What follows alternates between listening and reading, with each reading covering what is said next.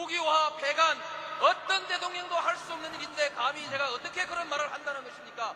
이치에 닿지 않는 말을 가지고 사람을 이렇게 몰약해서는 안 됩니다.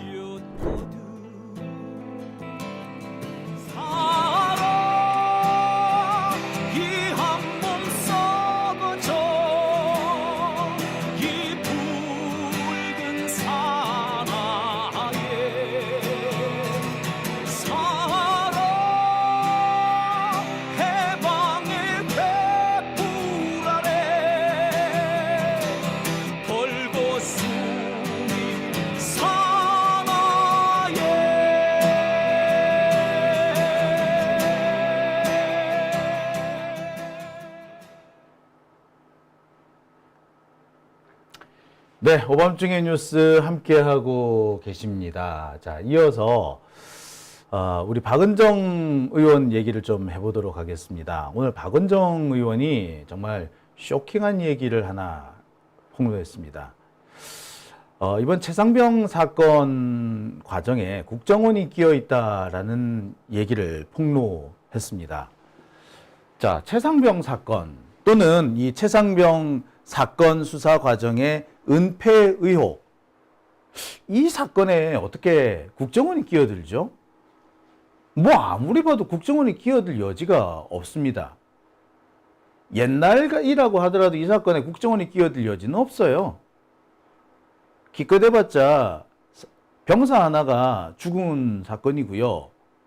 이 사건에 책임을 져야 될 사단장 하나 겨우 빼내는 사건입니다.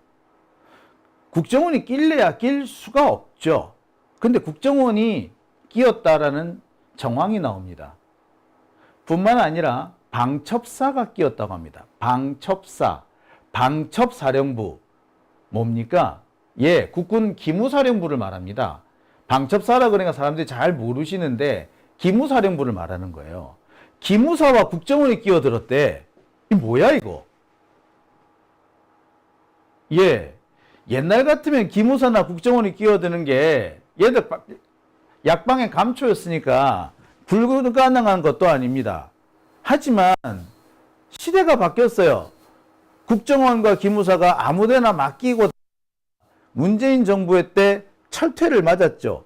박살이 났습니다. 국내 정치에는 도무지 낄 수 없게끔 관련 조직을 아작을 냈습니다.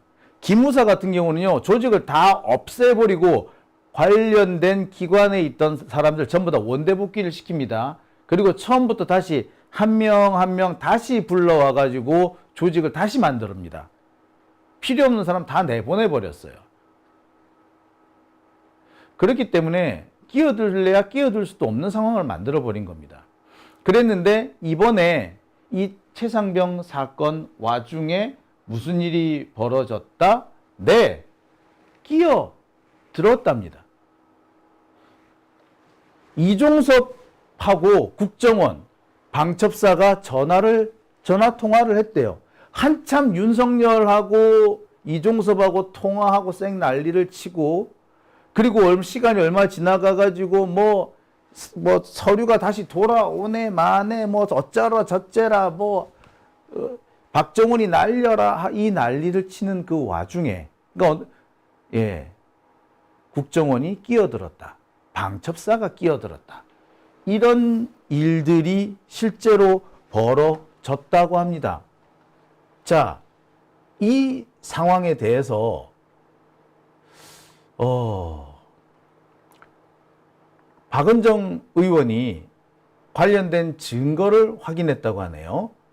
자, 박은정 의원의 질의 내용 일단 보시겠습니다. 다음은 박은정 의원님 질의해 주시기 바랍니다. 네, 지난 문재인 정부에서 국정원의 국내 정치 개입을 근절하기 위해 제7국과 제8국으로 불리던 정보보안국과 정보분석국 두 곳을 전면 폐지했습니다. 국내 정보 담당관 제도 역시 폐지됐습니다. 2020년 12월 국정원법 개정안 통과로 국내 정보 수집 권한 자체가 없어졌습니다. 이종섭 증인, 이 사건 기록 반환 재검토 전후로 국정원 관계자와 전화 통화한 사실이 있습니까? 기록 회수하는 그 과정에서 국정원 직원과 통화 말씀하시는 겁니까? 그 시점에 그 즈음에 전화 통화 사실이 있습니까? 그때 제가 우즈베키스탄에 있었습니다. 아까 대통령께서 전화하신 그 시점에도 우즈베키스탄에 있었고요. 안 했단 말씀이시죠? 8월 그건 9일 8월 9일은 말씀드리겠습니다. 들으세요. 회수할 시점이 아니었습니다. 들으세요. 예, 예. 네, 재검토 시점이라고 제가 말씀드렸습니다. 예. 8월 9일 12시 33분 09초에 이 번호로 끝나는 전화번호로 걸려온 전화를 3분 30초 가량 받으셨어요. 발신지는 서초구 내곡동 바로 국정원이었습니다. 누구랑 통화하셨습니까? 제가 하루에 많은 전화를 받는데 기억을 잘 국정원 못하겠습니다. 관계자하고 통화하신 거예요. 예. 국정원 관계자하고 매일 통화하시는 거 아니잖아요. 누구랑 통화하셨습니까? 제가 기억나지 않습니다. 예. 국정원 관계자하고 통화한 게 기억 안 나신다고요? 8월 9일 날? 기억을 해보십시오. 제가- 지금 이 자리에서. 제가 국정원에 근무를 했었기 때문에 거기 신부선하고 그 위에 국장도 아는 사람 여러 있고 해서 누구하고 통화한지 기억이 안 납니다. 8월 9일 가장 중요한 국방부 사안은 최해병 사망 사건이었습니다. 예. 군사법원법에 근거해 이첩해야 하는 바로 이 수사 말입니다. 국방부 장관이 8월 9일 국정원 관계자와 왜 통화를 합니까? 이 건 관련해서 국정원 관계자와 서로 간에 뭔가를 상의하신 거 아닙니까? 제가 국정원 직원하고 이 문제를 상의할 이유가 없습니다. 8월 9일 날은 이 그런데 건 왜 관련해서는 통화하셨어요? 해병대 이 사건 관련해서는 8월 9일 날 했던 것은 뭐냐면은 국방부 조사본부 본부장을 불러서 재검토 지시를 했던 날입니다. 아, 그러니까요. 예. 근데 국정원 관계자하고 왜 통화하셨습니까? 이 문제하고 전혀 만약에 했다라고 한다면 이 문제하고 전혀 관계 없습니다. 전혀 제가 관계없는 뭐 통화하셨냐고요? 기억을 할 수 없습니다. 좀 더 7월 부연 31일, 설명 드리면은 7월 31일 국방부 장관이 우즈베키스탄으로 떠나기 전 현안 회의에서 정종범 해병대 부사령관이 기록한 장관 지시사항 메모에 이 8월 9일이 물음표로 되어 있습니다. 이 날이 무슨 날인지 잘 기억해 보세요. 8월 9일 그때까지 됐습니다. 기억 못 하신다면서요. 아니 일정은 기억하고 있습니다. 아니, 그러니까요. 제가 전화는 기억 무슨 못하지만 통화 내용을 하셨는지 지금 말씀하셔야 될 의무가 있으신 거예요. 왜 기억을 못 하십니까? 국정원법에 의한 북한, 방첩, 대테러, 국제범죄조직, 내란, 외환, 반란 어떤 이유로 국정원과 통화하셨는지 기억하셔야 될 겁니다. 국군 방첩사령부와 또 연락하고 국정원과도 연락하고 무슨 쿠데타라도 있었던 것인지 왜 그렇게 정보기관하고 긴밀하게 소통하고 연락하고 계셨던 건지 국민들이 납득하기 어렵습니다. 이 통화 내역이 확인된다면 국정원법 위반에 대해서도 대가를 치르셔야 될 것입니다. 제가 국정원 직원하고 통화한 것은 답변을 요구하지 않습니다. 모르신다고 하시잖아요, 지금. 이종섭 증인. 예. 8월 3일 윤석열 대통령의 사법연수원 동기인 고석 씨와 통화하셨죠? 전화 온 거를 제가 받았습니다. 예. 무슨 이야기가 오갔습니까? 그때 무슨 얘기했는지 기억은 전혀 없지만 최소한 말씀드릴 수 있는 것은 이것하고는 관계 없습니다. 아, 그러니까 무슨 내용으로 통화하셨냐고요? 그 기억을 제가 못하죠. 그렇게 중요하지 않기 때문에 기억을 못하지 않을까 하는 생각을 합니다. 이종섭 증인 대통령 지시도 받는 것도 모자라서 대통령 사법연수원인 고석 씨한테 지시받은 거 있습니까? 전혀 관계 없습니다. 예. 이 분명하게 말씀드립니다. 8월 3일은 박정훈 대령에 대한 압수수색과 피의자 신문 조사를 받던 날이에요. 예. 그날 이 대통령의 연수원 동기인 고석 씨 육사 출신, 법무관 출신과 무슨 통화하셨습니까? 육사 출신, 법무관 출신 그것하고 이것하고 관계 없습니다.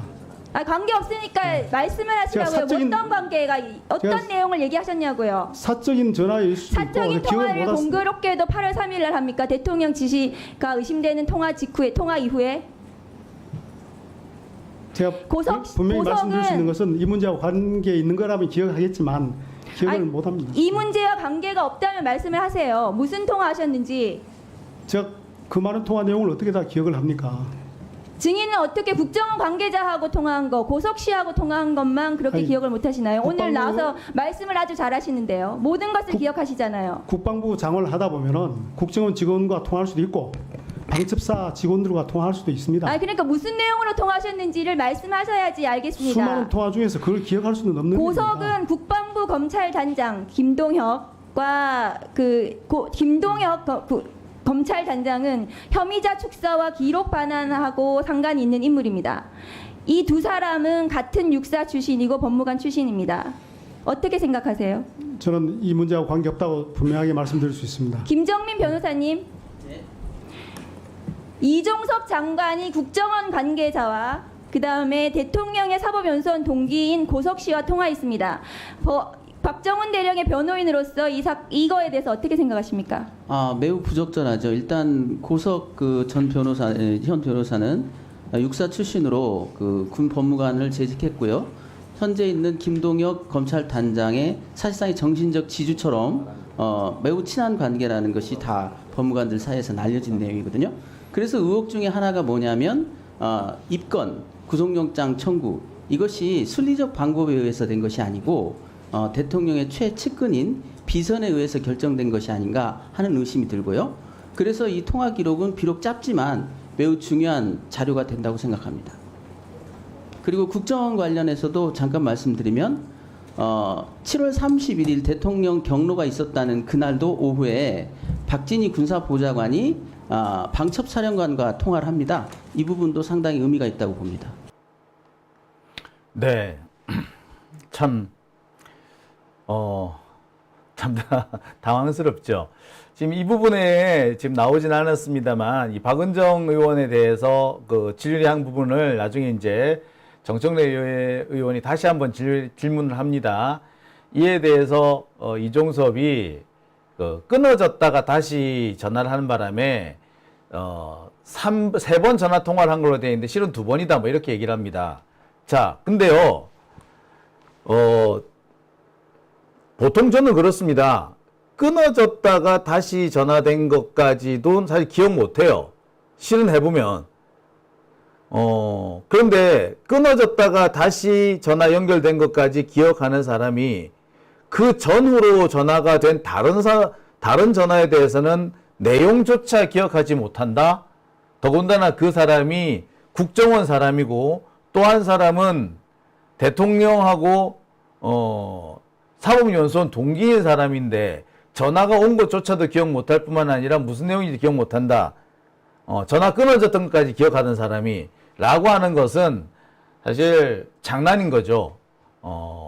기억이 나는데 기억 안 난다고 거짓말하는 겁니다. 자, 그리고 제가 한 가지 더 말씀을 더 드릴 게 있습니다. 조금 전에 눈썰미 있는 분들은 증언하는 동안에 이종섭의 손가락을 보신 분들 계실 겁니다.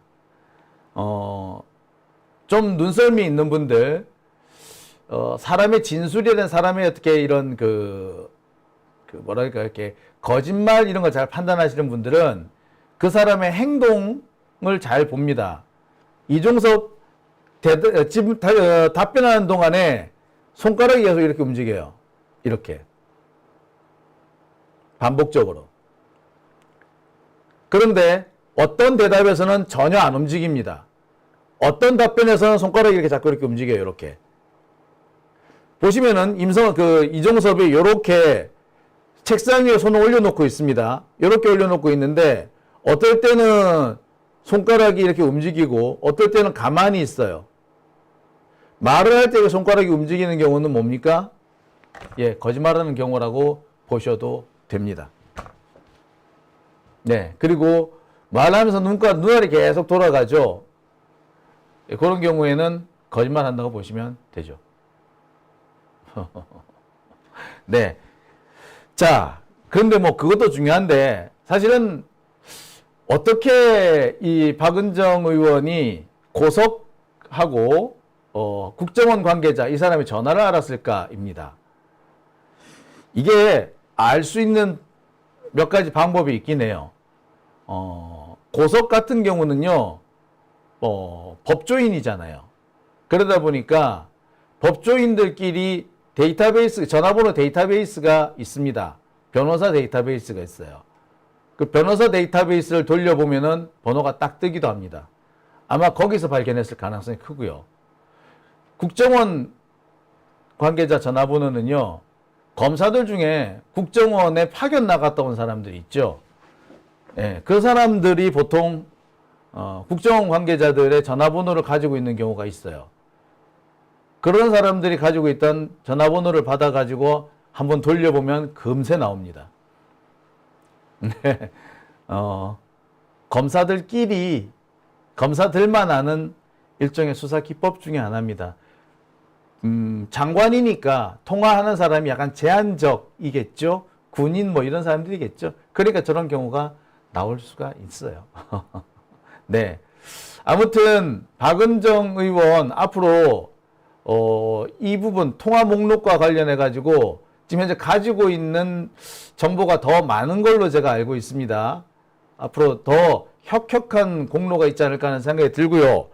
국정원이 여기에 끼어들었다는 것은 이 사건 자체가 단순히 수사 무마라든지 인사청탁 수준이 아닌 국정농단으로 갈 수도 있고, 국정원이 또다시 과거의 무소불위의 권력기관으로 회귀하려고 하는 그런 시도가 숨어 있을 수 있다라는 점에서 반드시 좀 짚고 넘어가야 되지 않겠는가라는 생각이 듭니다. 그리고 아울러 이 부분은 특검에서도 반드시 좀 수사를 해야 될 부분이 아닐까라는 생각도 해보게 됩니다.